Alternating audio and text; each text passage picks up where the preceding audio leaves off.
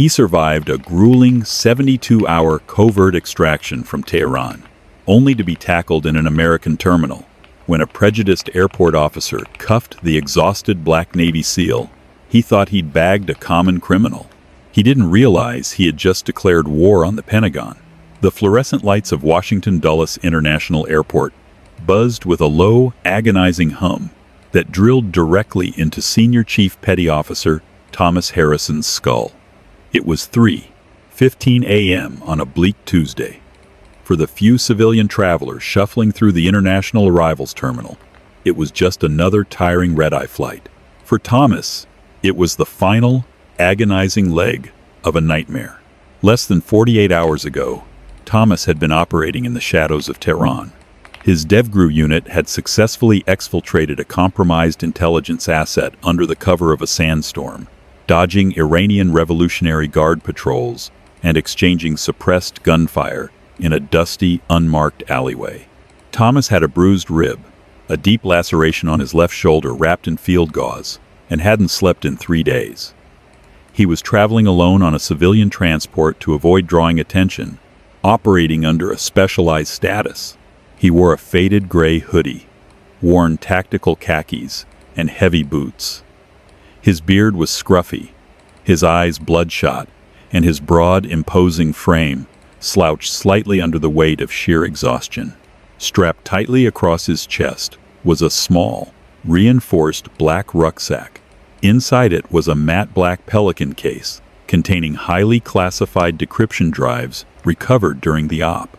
His orders were simple: get on the ground, clear customs using his provided cover identity, and hand the drives directly to a Department of Defense courier waiting outside.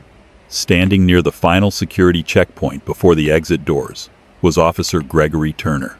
Turner had been with the airport authority for 9 years, a man whose career had stagnated due to a documented history of aggressive misunderstandings and formal complaints regarding racial profiling. Turner despised the night shift. He was bored, highly caffeinated, and always looking for an excuse to exercise the small amount of authority his badge afforded him. As Thomas approached the final checkpoint, his gait was stiff, an automatic limp born from the shrapnel graze on his thigh. He kept his eyes forward, focused solely on the exit doors and the promise of a debrief, a hot shower, and sleep. Turner's eyes locked onto Thomas. In Turner's prejudiced mind, he didn't see a fatigued American service member. He saw a large, unkempt black man in an oversized hoodie, moving evasively, clutching a bag tightly to his chest. Turner nudged his younger partner, Officer Brian Jenkins. "Look at this guy," Turner muttered, stepping out from behind the podium. Sweating, limping, avoiding eye contact. "Bet you a week's pay he's muling something. Greg, let it go." "He cleared the main CBP checkpoint," Jenkins replied, sounding tired. "He's probably just coming off a long flight." "Yeah, right. I know the type," Turner scoffed, adjusting his duty belt. "I'm pulling him for secondary." Thomas was 10 feet from the exit when Turner stepped directly into his path, holding up a flat palm. "Hold it right there, buddy," Turner barked, his tone dripping with unearned authority. Thomas stopped, taking a slow, measured breath. The adrenaline of the Middle East was still coursing through his veins, making his instincts scream at him to neutralize the sudden obstacle. He suppressed the combat reflex, shifting his weight off his injured leg. "Is there a problem, officer?" Thomas asked, his voice a low, gravelly baritone. "Yeah, there's a problem. Step out of line and come over to the inspection table," Turner commanded, gesturing to a stainless steel table off to the side. "I've already cleared customs," Thomas stated calmly, keeping his hands visible. "I have a ride waiting outside. I'm in a hurry." "I don't care if the president is waiting for you," Turner sneered, stepping closer, trying to use his physical presence to intimidate a man who regularly wrestled with death. "You fit the profile for a random secondary screening. Now move to the table, or I'll make this a lot harder for you." Thomas's jaw tightened. He knew the protocol. He reached slowly into his pocket, telegraphing his movements perfectly. "I am traveling on official government business. I have documentation."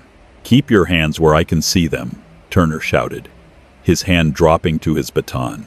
Several late-night travelers stopped and stared. Thomas froze, his hand halfway in his pocket. He looked at Turner, studying the man's dilated pupils, the aggressive jut of his chin, the clear, undisguised contempt in his eyes. Thomas recognized the look. It wasn't about security. It was about power, ego, and the color of Thomas's skin. Slowly, using just 2 fingers, Thomas withdrew a laminated federal travel authorization card, specifically designed for covert operators flying commercial. It requested the bearer be expedited and not subjected to search of their effects under national security directives. Turner snatched the card, barely glancing at it. "What is this garbage? Looks like a fake ID. You print this in your basement?" "It's a Department of Defense travel authorization," Thomas said, his patience thinning. "If you run the barcode, it will confirm my status. Please do so, or call your supervisor." "I don't need my supervisor to deal with a street thug trying to smuggle contraband," Turner hissed, tossing the card onto the table. "Take off the bag." "I cannot do that," Thomas replied. "The contents are classified. I am not authorized to let it out of my possession, nor are you authorized to open it. I am requesting your supervisor, now." Turner's face flushed red. He hated being challenged, especially by someone he deemed beneath him. "You don't make requests here, boy," Turner said, the derogatory term slipping out with practiced ease. "You're not in the ghetto anymore. You're in my terminal. Take off the bag, or you're going in cuffs." The word boy hung in the air between them, sharp and vile. Thomas's eyes hardened, turning into cold, unreadable obsidian. In his world, a lapse in emotional control meant death. He had stared down insurgents and warlords. He was not about to lose his composure over a bigoted mall cop with a badge. "I am actively advising you," Thomas said, his voice dropping an octave, carrying a chilling authority that made Officer Jenkins take a nervous step back. "Do not touch me, and do not touch this bag. Call the Department of Defense liaison for this airport. Their number is on the back of the card you just threw." "Resisting a lawful order," Turner announced loudly, playing to the invisible audience of security cameras. He unclipped his handcuffs. "Put your hands behind your back." When Thomas didn't immediately comply, opting instead to stand his ground to protect the classified drive, Turner lunged. He grabbed Thomas's injured left shoulder, intending to spin him around. The moment Turner's hands squeezed the laceration hidden beneath the hoodie, a spike of white-hot pain shot through Thomas's body. Out of pure, ingrained reflex, Thomas's muscles contracted. He didn't strike Turner. If a Tier 1 operator struck a civilian, it would be lethal, but he shifted his stance, using his core strength to effortlessly shrug off Turner's grip. Turner stumbled backward, humiliated. "Assaulting an officer," he yelled. He drew his taser and pointed it directly at Thomas's chest. "On the ground. Now." "Greg, wait. Let's just scan the card," Jenkins pleaded, realizing the situation was spiraling violently out of control. "Shut up, Brian. He just attacked me," Turner screamed. Thomas, knowing a taser deployment could damage the sensitive electronics in his bag, slowly lowered himself to his knees. He kept his hands raised. "You are making a catastrophic mistake," Thomas said evenly. Turner stepped forward, shoving Thomas roughly down onto his stomach on the cold tile floor. Pain flared in Thomas's bruised ribs. Turner jammed a knee into the center of Thomas's back, snapping the heavy steel handcuffs around Thomas's wrists, ratcheting them down so tightly the metal bit into the flesh. "Not so tough now, are you?" Turner taunted, yanking the rucksack over Thomas's head. "Do not attempt to open that case," Thomas warned through gritted teeth, his cheek pressed against the floor. "It is a violation of federal law under the Espionage Act." Turner ignored him, hauling Thomas to his feet by the chain of the handcuffs. Thomas winced, but stayed silent. Turner Frog marched him through the terminal and into a windowless secondary screening room in the back corridors of the airport. Jenkins followed closely behind, carrying Thomas's rucksack, looking physically ill. Turner shoved Thomas into a hard plastic chair in the center of the interrogation room. The room smelled of sweat, cheap cleaning supplies, and anxiety. Turner slammed the Pelican case onto the metal table. "All right," Turner said, catching his breath, eyes gleaming with a malicious triumph. "Let's see what you're moving. Drugs? Cash?" Turner unzipped the rucksack and pulled out the Pelican case. He frowned when he saw the two heavy-duty combination padlocks securing the latches. There was a bright yellow sticker on the front. "Property of us government. Dodd clearance. Sigh required." "Give me the combination," Turner demanded. "No," Thomas said simply. "I am entitled to a phone call. I need to contact my commanding officer." "You're not calling anyone until I see what's in this box," Turner snarled. He rummaged through Thomas's pockets, pulling out Thomas's personal cell phone, a heavy, encrypted device. Turner tried to unlock it, but the screen immediately flashed a red warning. "Unauthorized access attempt." "Smartass," Turner muttered. He looked around and found a pair of heavy bolt cutters leaning against a file cabinet, tools used for cutting locks off abandoned luggage. He picked them up, walking back to the table. Thomas's heart rate spiked. If the case was breached without the proper sequenced code, the internal incendiary mechanism would fry the hard drives, destroying months of intelligence and rendering the Iranian op completely pointless. Men had bled for those drives. "Listen to me very carefully," Thomas said, his voice cutting through the room like a whip. "If you cut those locks, you are destroying highly classified military intelligence. You will not be fired. You will be indicted for treason, and you will spend the rest of your natural life in a federal penitentiary." Turner hesitated, the bolt cutters poised over the steel shackle. The absolute certainty in Thomas's voice gave him a momentary pause. But Turner's fragile ego wouldn't allow him to back down in front of Jenkins. He couldn't let a man he had racially profiled and abused tell him what to do. "Nice try," Turner scoffed. "You're a street hustler in a costume." "Officer Jenkins," Thomas said, shifting his piercing gaze to the younger man standing by the door. "My phone has an emergency bypass. Press the volume up button 3 times, then hold the power button. It will dial JSOC command. Do it now, before he ruins both of your lives." Jenkins looked at Thomas, then at Turner. The sheer terror in Jenkins's eyes meant he knew Thomas wasn't lying. Jenkins reached for the phone on the table. "Don't touch that," Turner barked, but Jenkins' fingers were already moving. "Volume up. 1, 2, 3. Hold power." The phone didn't ring. Instead, the screen turned a stark, solid black in a high-pitched, barely audible frequency emitted from the speaker. At the Pentagon, 30 miles away, a red light began flashing furiously in the Joint Special Operations Command, JSOC, Watch Center. An extraction beacon, tied directly to Senior Chief Harrison's biometric signature and location, had just been triggered, indicating an emergency compromise on U.S. soil. Inside the small interrogation room, Turner lunged and snatched the phone from Jenkins. "Are you deaf? I told you not to touch it." He slammed the phone against the wall, cracking the screen. "He's right, Greg," Jenkins whispered, his face pale. "The ID card. I ran it on the mobile scanner while you were bringing him back here. It threw a level 1 clearance flag. It told me to notify the DHS secretary." Turner froze, the bolt cutters slipping slightly in his hands. He looked at the cracked phone, then at the heavy black case, and finally at the black man handcuffed to the chair. Thomas leaned back slightly, despite the agonizing pain in his shoulders. A cold, predatory smile touched the corners of his mouth. "You had your chance," Thomas whispered. "They're coming." 30 miles south of Dulles International Airport, deep within the subterranean levels of a classified Department of Defense facility near Fort Belvoir, a specialized Joint Special Operations Command, JSOC, watch floor, erupted into controlled, lethal chaos. The moment Thomas's encrypted phone broadcast the continuous high-pitch frequency, it didn't just send a distress signal, it initiated a fallen angel protocol. On the massive central monitor, a blinking red reticle locked onto Terminal B. Target package is stationary in a secondary security room.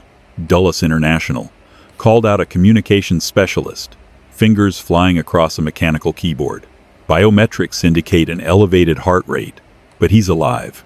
Sir, the beacon indicates an active compromise of a Tier 1 operator, carrying a Level 0 intelligence package. Rear Admiral Arthur Collins, a man whose face looked like it had been carved from weathered granite, stepped onto the watch floor. He stared at the red dot. Senior Chief Thomas Harrison was one of his most lethal ghosts, carrying decryption drives that held the keys to Iran's illicit nuclear supply chain. Who has him? Admiral Collins demanded, his voice a low rumble. Hostile state actors? A sleeper cell? Negative, Admiral, the specialist replied, his voice laced with confusion. Local node intercepts indicate it's the Metropolitan Washington Airports Authority Police. A patrol officer pulled him for a random search. Collins's eyes narrowed into dangerous slits. An airport cop is holding my operator and the Tehran drives? Get the FBI hostage rescue team on the horn.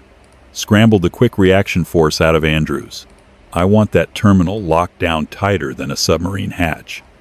If that rent-a-cop compromises that drive, we lose 3 years of covert operational groundwork. Back in the windowless interrogation room at Dulles, the air was thick, suffocating, and reeked of impending disaster. Officer Gregory Turner stood frozen, the heavy steel bolt cutters still gripped in his sweaty palms. The silence following the phone's dying screech was deafening. "You're bluffing," Turner finally stammered, though his voice lacked its previous venom. A bead of sweat traced a path down his temple. He looked at the cracked phone on the floor, then at the bruised, handcuffed man, who sat with the terrifying calm of a coiled rattlesnake. "You're a mule trying to scare me." "Greg, please," Officer Brian Jenkins begged, his voice cracking. He backed away from the table, his hands raised in a placating gesture. "I saw the clearance code on the scanner. It flagged red. Not yellow, not orange. Red, the screen literally said, 'Notify DHS Secretary.' You can't cut those locks." Turner's jaw clenched. The sunk cost fallacy had taken complete hold of his prejudiced mind. He had already assaulted the man. He had already broken procedure. If he backed down now, and the bag was full of government documents, he was fired, maybe jailed. But if he opened it and found a brick of heroin, he'd be a hero. His ego demanded the latter. "Shut up, Brian," Turner hissed, stepping toward the Pelican case. "I'm the senior officer here. I make the call." He raised the bolt cutters and clamped the heavy steel jaws around the right side padlock. Thomas's voice sliced through the room, sharp and urgent. "If you snap that shackle, a localized thermite charge inside the casing will ignite at 4,000 degrees. It will melt the drives, it will melt the table, and it will permanently fuse the skin on your hands to the metal." Turner hesitated, the muscles in his forearms twitching. Suddenly, the fluorescent lights above them flickered, then died completely. The hum of the air conditioning ground to a halt. The room was plunged into absolute pitch-black darkness, save for a sliver of ambient light leaking under the doorframe. "What the hell?" Turner shouted, dropping the bolt cutters with a loud metallic clatter. "Brian, grab your flashlight." I can't find it," Jenkins panicked, stumbling in the dark. Outside the room, the terminal had descended into pandemonium. JSOC's Cyber Warfare Division had just overridden the airport's localized grid, plunging the specific concourse into a blackout to isolate the communications and stall any action. Concurrently, a fleet of unmarked, armor-plated Chevrolet Suburbans tore down the Dulles Toll Road at 100 miles an hour, ignoring speed cameras and weaving through early morning traffic. Above them, the rhythmic, heavy thumping of two MH-60 Black Hawk helicopters rattled the glass of the airport's towering architecture.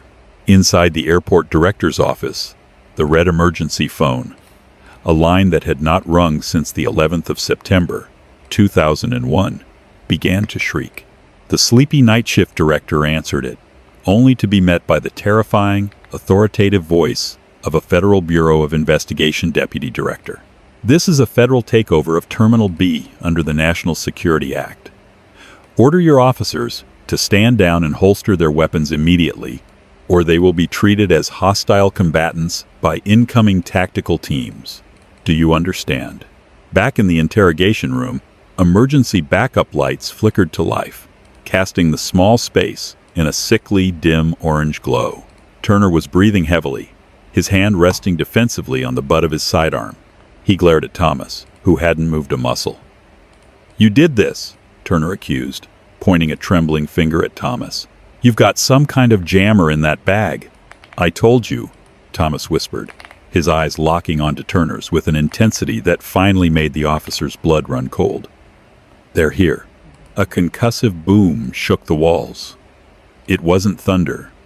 It was the sound of heavy steel doors at the end of the corridor being breached by a hydraulic ram. Turner drew his weapon, a massive, fatal violation of protocol. "Nobody moves," he screamed, his weapon trained on the door. "Greg, put it away! Are you insane?" Jenkins shrieked, pressing himself against the far wall, tears welling in his eyes. Heavy, synchronized footsteps echoed down the hallway. It sounded like a mechanized infantry unit. Muffled shouts and clipped, tactical jargon drifted through the walls. "Corridor clear. Moving to target room. Go, go, go." Turner backed up against the table, his gun shaking violently. He was a bully who had spent his career harassing unarmed civilians, leveraging his badge against those who couldn't fight back. Now, the absolute pinnacle of American military violence was outside his door, and he realized with crushing clarity that his badge meant absolutely nothing. The interrogation room door didn't open. It exploded inward. The heavy reinforced hinges tore from the door frame as a breaching shotgun obliterated the lock. The door slammed onto the linoleum floor, instantly followed by a blinding wall of 1000 lumen tactical strobe lights. "Federal agents! Drop the weapon! Drop it now!" 4 men, clad in heavy, olive-drab tactical gear, Kevlar helmets, and panoramic night vision goggles, flooded the tiny room. They moved with a terrifying, fluid precision. Suppressed MK-18 assault rifles were raised and locked dead onto Turner's center mass. Turner froze, blinded by the strobes, a scream dying in his throat. He dropped his Glock 19, as if the polymer grip had suddenly turned to molten lava. It clattered to the floor. "Hands behind your head. Interlace your fingers. Do it now, or you will be neutralized," the lead operator roared. Turner instantly fell to his knees, sobbing openly, his hands clasped so tightly behind his head that his knuckles turned white. Jenkins was already on the floor, face down, hands splayed wide, repeating, "I didn't do it. I tried to stop him. Please." 2 operators bypassed the cowering cops entirely. They moved directly to Thomas. One operator slung his rifle, immediately producing a specialized master key to release the agonizingly tight handcuffs biting into Thomas's wrists. "Senior Chief," the operator said, his voice dropping the aggressive bark, replacing it with deep, reverent respect. "Are you injured, sir?" Thomas rubbed his bleeding wrists, rolling his stiff shoulders. He looked at the operator and nodded slowly. Bruised ribs, laceration on the left shoulder. "The package is secure." "Medic!" the operator called out into the hallway. The strobe lights clicked off, replaced by the steady, bright beams of weapon lights. The corridor outside was swarming with federal agents and military personnel. The local airport police who had rushed to the scene had been disarmed and pushed against the walls, looking on in absolute bewilderment as their jurisdiction was effortlessly commandeered. Through the ruined doorway walked a man in a crisp, dark civilian suit, flanked by 2 heavily armed FBI hostage rescue agents.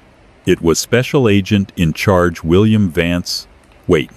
Special Agent in Charge Robert Henderson of the Washington Field Office. He looked at the scene with a mixture of profound relief and simmering volcanic anger. He walked past Turner, completely ignoring the weeping officer, and approached Thomas. "Chief Harrison," Henderson said, extending a hand. "You took the scenic route." Thomas shook it, his face exhausted but stoic. "Ran into a little local turbulence, sir." Henderson turned his gaze to the table. The black Pelican case sat untouched, the padlock still intact, the bolt cutters lying discarded inches away. Henderson exhaled a long breath. If those drives had been wiped, the Joint Chiefs would have personally leveled this terminal. Henderson finally turned his attention to Gregory Turner, who was still kneeling, surrounded by operators. "Get him up," Henderson ordered. 2 operators hauled Turner to his feet. The airport officer looked pathetic, his uniform rumpled, his face stained with tears and sweat. He looked at Henderson, trying to muster some shred of defensive defiance. I was doing my job," Turner stammered, his voice trembling. He fit a profile. "He refused a lawful order.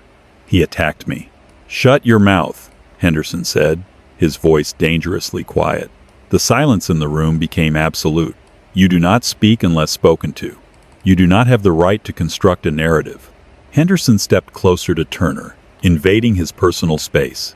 "Do you have any concept of what you have done tonight?" Henderson asked, enunciating every syllable. "You profiled, illegally detained, and physically assaulted a Tier 1, active duty, special mission unit operator who had just returned from highly classified hostile territory." Turner blinked, the color draining entirely from his face. I didn't know." He looked like a thug. The blatant prejudice, slipping out in his moment of panic, sealed his fate. Henderson's expression hardened from anger to utter disgust. "A thug," Henderson repeated coldly. "That thug has a Navy Cross. That thug just spent 72 hours bleeding in a sandbox so that cowards like you can sleep safely in your beds and pretend you hold power. And when he presented you with federal authorization, you ignored it because you couldn't stand the fact that a black man in a hoodie outranked you in every conceivable metric of human value and federal authority." "I have rights," Turner whined, panic setting in as the reality of the situation crushed him. "I want my union rep." "Your union rep doesn't have the security clearance to even be in the same zip code as this conversation?" Henderson snapped. He gestured to the FBI agents. "Officer Gregory Turner, you are under arrest." "For what?" Turner cried out, as heavy federal cuffs were slapped onto his wrists, a jarring, poetic reversal of what he had done to Thomas 20 minutes prior. "Let's list them," Henderson said, pulling a small notepad from his breast pocket, though he didn't look at it. "Assaulting a federal officer, unlawful detainment under color of law, deprivation of civil rights, interference with national security operations, and because you attempted to breach a classified container containing foreign intelligence, we are charging you under the Espionage Act." Turner's knees buckled. An operator caught him by the collar, holding him upright. The Espionage Act. It wasn't a slap on the wrist. It wasn't a suspension with pay. It was a federal charge that carried decades in maximum security. "You're looking at 20 years, Turner," Henderson stated, his voice devoid of any pity. "At a minimum, you will never wear a badge again. You will never own a firearm again. And when the federal prosecutor hears the audio recording from Chief Harrison's encrypted device, which was transmitting every racist, threatening word you said to the Pentagon, the moment you grabbed him, they are going to bury you under the jail."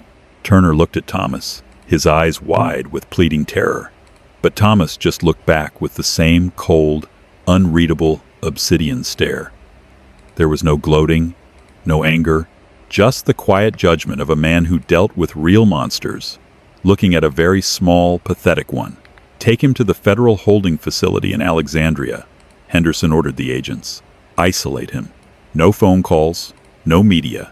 As Turner was dragged out of the room, crying hysterically and begging for a second chance, Henderson turned to Officer Jenkins, who was still trembling on the floor. "Get up, son," Henderson said softly. Jenkins scrambled to his feet, keeping his eyes on the floor. "I swear to God I tried to stop him. I ran the card. I told him not to touch the bag." "We know," Henderson said. "Chief Harrison's mic picked up your protests. Your career here is over, Jenkins, but you aren't going to prison. Let this be a lesson about who you choose to stand behind." A combat medic had entered the room and was carefully peeling away Thomas's hoodie, inspecting the bloody gauze on his shoulder. Thomas winced slightly, but remained silent. "Let's get you out of here, Chief," Henderson said, picking up the heavy black Pelican case by the handle. "We have a secure convoy waiting. Admiral Collins wants to see you for the debrief. And a hot meal." Thomas stood up, his massive frame towering in the small room. He looked at the broken cell phone on the floor, the discarded bolt cutters, and the empty chair where he had been handcuffed. He adjusted his stance, ignoring the pain in his leg, and gave a crisp, brief nod. "Lead the way, sir," Thomas replied. As they walked out of the interrogation room, the terminal was a sea of flashing red and blue lights, federal agents, and stunned airport staff. Thomas walked through them, a silent ghost returning from the dark, leaving behind a shattered bully who had just learned the most devastating lesson of his life. Deep within the reinforced walls of the Pentagon, far removed from the circus at Dulles International, the atmosphere was a study in hushed, clinical efficiency. Senior Chief Thomas Harrison sat on a steel medical table, his shirt off, while a JSOC physician carefully stitched the jagged laceration on his shoulder. Across the room, Rear Admiral Arthur Collins stood over the matte black Pelican case. An intelligence technician, wearing anti-static gloves, bypassed the mechanical padlocks using a classified digital key fob. The case clicked open, revealing 3 heavily shielded, solid-state drives. They were undamaged. "Data integrity is at 100%, Admiral," the technician confirmed, sliding the drives into a secure terminal. Lines of encrypted Farsi and technical schematics began cascading across the screen. "We have the entire Iranian centrifuge supply chain. Names, bank accounts, front companies in Europe. It's a gold mine." Admiral Collins let out a long, slow breath, the tension of the last 72 hours finally leaving his shoulders. He turned to Thomas, who was pulling a clean gray t-shirt over his newly bandaged wound. "You did good, Senior Chief," Collins said, his voice carrying a rare warmth. "Take a week. Go off the grid. Sleep." Thomas nodded, his face impassive, but his eyes reflecting profound relief. "Thank you, sir. I intend to." While Thomas finally closed his eyes in a secure safe house in Virginia, sleeping for the first time in 4 days, former officer Gregory Turner was experiencing a radically different reality. Turner sat shivering in a windowless holding cell at the Alexandria City Adult Detention Center. He had been stripped of his uniform, his badge, and his unearned pride, replaced by a scratchy, neon-orange federal jumpsuit.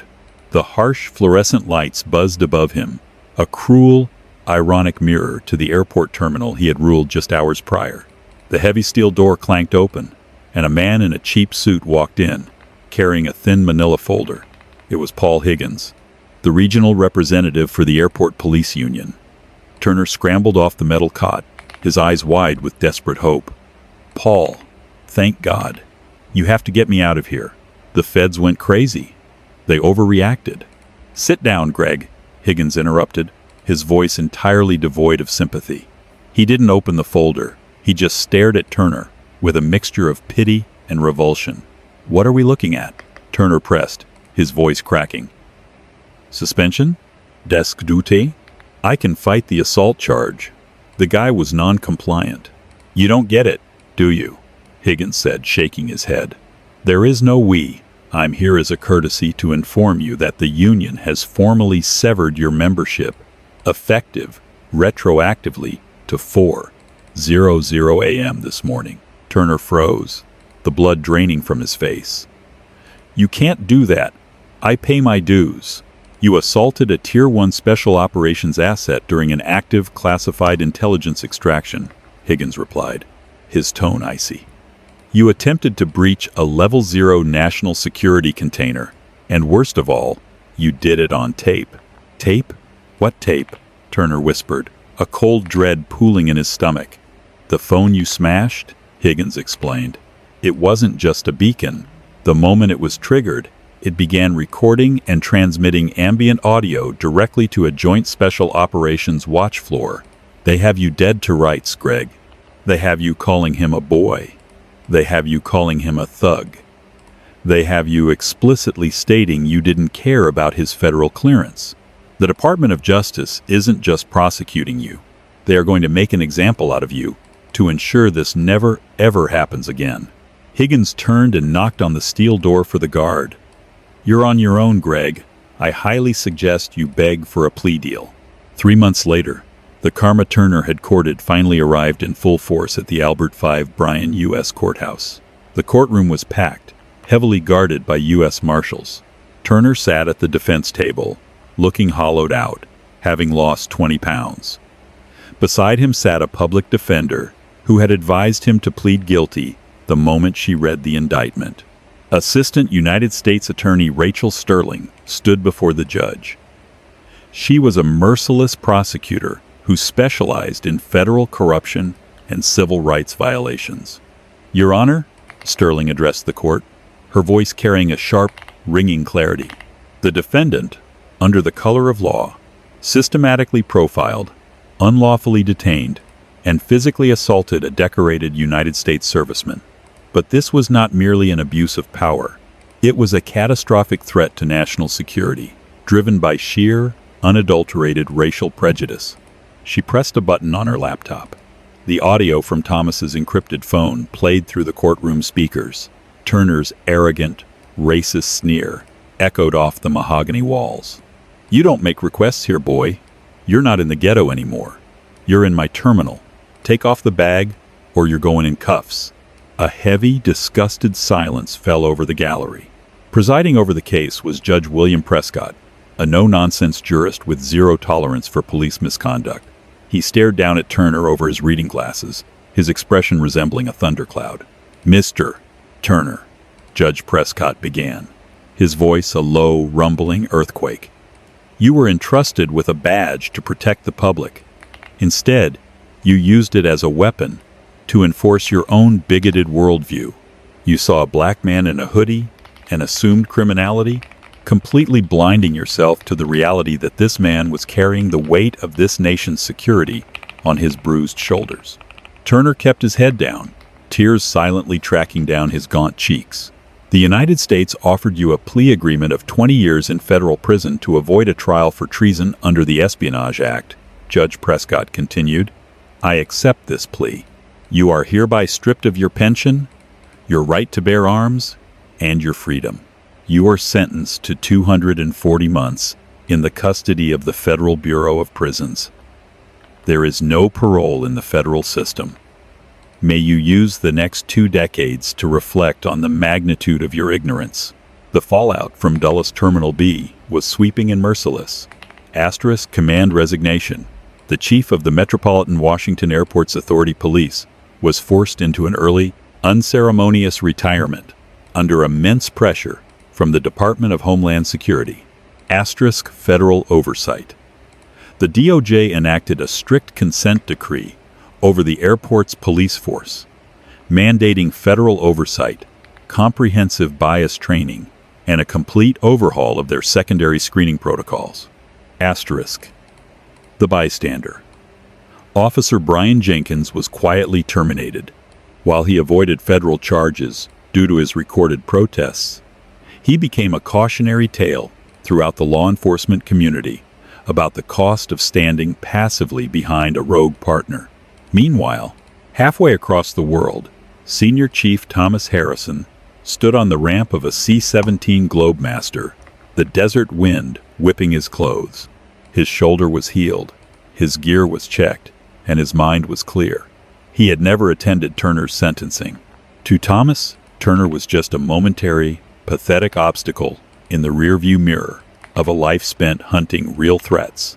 The ramp closed, sealing Thomas into the belly of the aircraft as it roared down the runway, disappearing into the night sky to do the quiet, dangerous work that kept the world spinning.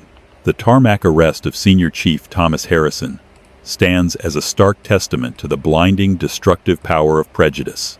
A bigoted officer sought to assert unearned dominance, only to trigger the uncompromising wrath of the United States military apparatus. It remains a chilling reminder that true strength operates in silence, and those who weaponize their small, fragile authority often orchestrate their own devastating, irreversible, and absolute legal downfall.